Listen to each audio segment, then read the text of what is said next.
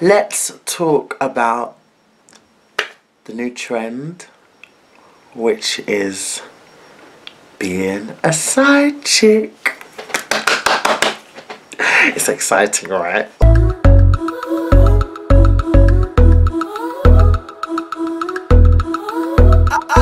Tell him, boy, I think I might claim you. Put my number in your phone, nickname you. It's Brianna, if you ain't know my name, like Alicia. Still he told his ex-bitch, bye Felicia. Hit Joye and ship you a couple kicks. I've never been one, but you know, people are just ridiculous. I think it's so horrible how it's being glorified, being a side chick and being able to take someone's man and being able to sleep with married people. Like, I don't understand.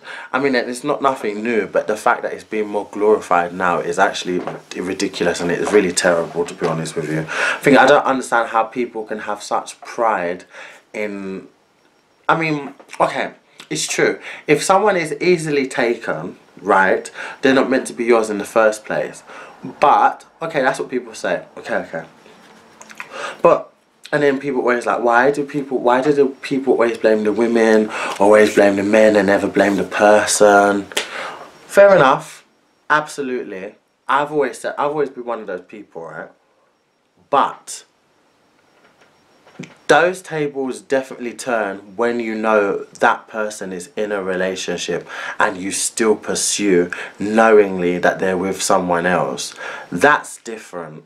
That is terrible. And so much people are relentless and they'll just do it because they want to get what they can get. And it's not, if your man ain't doing what I can do, and no. But you have to understand that once you put yourself in that position and once you start talking like that, even if you manage to get that person, they will never ever value you. You will never ever be number one, and and it's literally a case of you lose them how you get them. If you think that you're going to be happy seeking breaking up, being a home wrecker, wrecking someone's home, or being aside to know that someone is in a relationship and they're having an affair with you, or you're being a mistress or whatever, and you're comfortable being that, you will never be able to elevate in life because you've already made your bed and that would be what you lay in. So people think so temporarily and like, oh, this is it, I'm getting this. If that's what you pride yourself in the position that you're being with, no one will ever take you seriously. And if you ever get the chance to be wife or be a husband to someone, then it's never going to be good for you because of what you allowed to happen and what you settled for in the first place. That's what people always think about stuff like that, and they glorify it like it's something amazing. I think it's so disrespectful, and I think it's so disgusting. And how much must you value yourself to even be in that position? And it's not about being ignorant or biased. Wrong is wrong, and there's nothing good about that. Like, if it's, okay, you can say, okay, if it's so easy for me to take your man, it wasn't meant to be with you, and if it's so easy for this and this, yes, okay, you can have that argument and we could fight that argument. Perfect.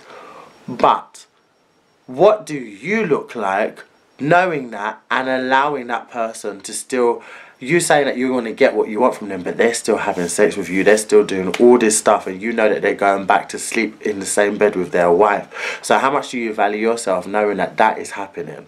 That is, you will always just be that little throwback and that little extra thing.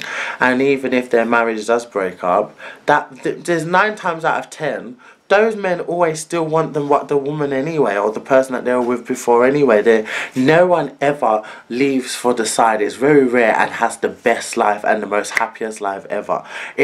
Life doesn't ever work like that because of the position that you're putting yourself in. Like, you can't put yourself in that position, and then it's so disgraceful. And the fact that now on telly and reality shows it's being glorified, I just think that I have no words for it. It's crazy to me how people value themselves and how they value commitment.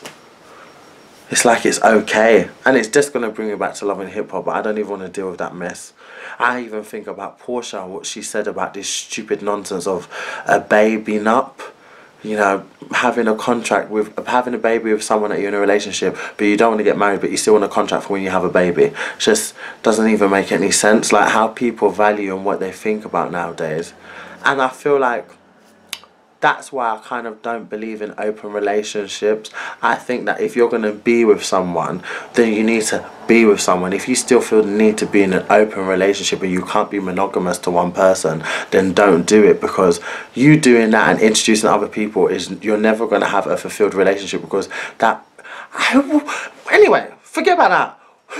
Why would you want someone that is happy to be sleeping with other people? I mean, and you know that, like, I don't think that someone that means that you're secure in yourself, or that means, you know, that you're a strong person. I think it shows the lack of value you have for yourself, because there'd be no way on God's earth that you think someone could be coming to me with any sort of nonsense about sharing me an open relationship and sleeping in my bed, sleeping in someone else's, having sex, being online. And that's what happens a lot, especially in the gay community. When they get together, after a certain amount of time, a lot of couples end up being open. Never ever ever ever ever ever can I even imagine that, having an open marriage. Doesn't even make sense.